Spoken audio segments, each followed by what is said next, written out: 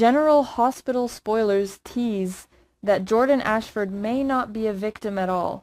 And I'm going to say this right at the top because it changes everything. What if that crash wasn't meant to kill her, but to activate something she already set in motion? I know, that sounds wild. I could be wrong. But the more I look at how this story is unfolding on the 29th of April, 2026, the less this feels like a random tragedy, and the more it feels like a controlled explosion. I mean, think about it. Curtis is chasing a single clue, the black car, the forensic detail, that one fragile thread he keeps holding on to like it's the truth. But I feel like that's exactly the problem. It's too clean, too convenient. Like someone wanted him to find it, and I don't think that someone is the obvious suspect anymore. So let me walk through this the way I see it, because honestly, the emotional weight of this episode isn't just in what happened, it's in who's controlling the narrative now. Curtis is spiraling, but in a very focused way. He tells Michael this is the only lead he has, and yeah, on the surface that sounds like determination, but I think it's something else. It's desperation. He needs this to mean something because he couldn't protect Jordan. And that guilt, it's driving him straight into a path that may not even be real. Because here's what keeps bothering me. Every step Curtis takes forward feels guided. Like the evidence is not resisting him, it's cooperating. And in crime stories, especially in this world, that's a red flag. In my opinion, Curtis isn't uncovering the truth. He's being led through a version of it. And that brings me to Jordan. Because her scenes hit completely different when you stop seeing her as just someone recovering in a hospital bed. Yes, she's vulnerable. Yes, she's worried about her face, about her future, about Sidwell. The fear is real. I feel that. But at the same time, there's something she's not saying. When she opens up to Justine, it sounds like fear of losing her position, fear of Sidwell cutting her off. But I think that's only part of it. I think Jordan knows exactly how dangerous Sidwell is. And more importantly, she knows how systems like his operate. So what if, and again, I could be wrong, what if Jordan realized that exposing him directly would never work? That any evidence she had would just disappear? Then what do? You force the system to react. You become the event it can't ignore. That's why I keep circling back to the idea that Jordan didn't just get caught in this accident. She may have anticipated it. Maybe not the exact details, maybe not the level of damage, but the collision itself, the chaos, the attention it would draw, that might have been part of her plan. And if that's true, then everything Curtis is doing right now, he's not just investigating. He's participating in something Jordan already set in motion, which makes their relationship suddenly a lot more complicated. Because what happens when you realize the person you're trying to save might have chosen this path? I don't think Curtis is ready for that. I don't even think he's considering it yet. But the moment he does, that's where the real emotional fallout begins. Now shifting over to Lucas and Christina, because their conversation seems smaller on the surface, but it's not. Not at all. When Lucas suggests that he could rest this time, and Christina reacts the way she does, that's not just surprise. That's shock rooted in moral conflict. And I think what's happening here is a quiet parallel to the bigger story. Because while Curtis is dealing with truth being manipulated on a large scale, Lucas and Christina are dealing with something more intimate. The idea of letting go.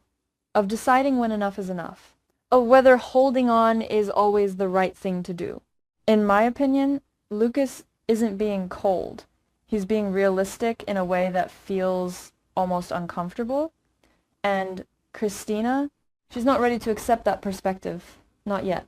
But that tension between logic and emotion, it mirrors what's happening everywhere else in this episode. People aren't just reacting to events. They're being forced to redefine what they believe is right. And then there's Willow. This is where things get really interesting for me, because Willow asking for help could easily be read as vulnerability, but I don't see it that way. I feel like she's already a few steps ahead. Because right after that, we see hints of a plan forming.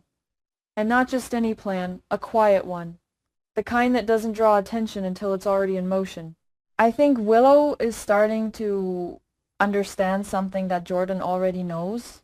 Truth in this world isn't fixed. It's shaped, controlled, rewritten. And instead of fighting that, Willow might be learning how to use it. That's a dangerous shift. Because once you cross that line, once you start justifying manipulation for the sake of protection, it's very hard to come back from it. I could be wrong, but I feel like Willow is entering that gray area where intentions are good, but the methods, not so much. And that brings me to Tracy and Brooklyn, because their dynamic in this episode is all about silence, but not the kind of silence that comes from fear. The kind that comes from strategy. Tracy telling Brooklyn to keep quiet, it sounds like protection, like she's trying to shield her from pain, but I don't buy that completely. In my opinion, Tracy isn't just protecting Brooklyn, she's managing the situation, controlling which version of events gets out and when. Because, let's be honest, Tracy doesn't operate on emotion alone. She calculates, always. And Brooklyn, she's cracking. The guilt is building, and you can feel it. That internal pressure, that need to confess, to release the truth it's growing. But here's the twist that keeps nagging at me.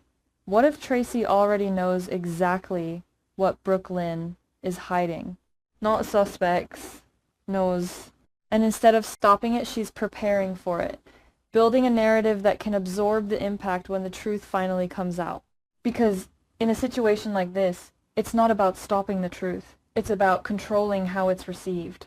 And that idea, control over perception that ties everything together, Curtis thinks he's chasing justice. Jordan may be orchestrating a larger play. Willow is stepping into manipulation.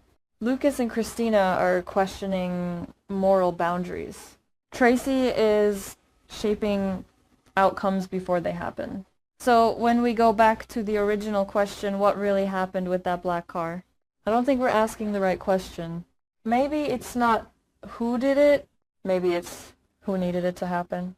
And that's a much more unsettling thought. Because if this wasn't about a single attacker, if this was about triggering a chain reaction, then the crash wasn't the crime. It was the beginning of something much bigger.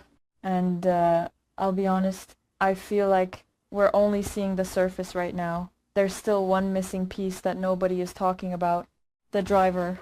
Or the lack of one.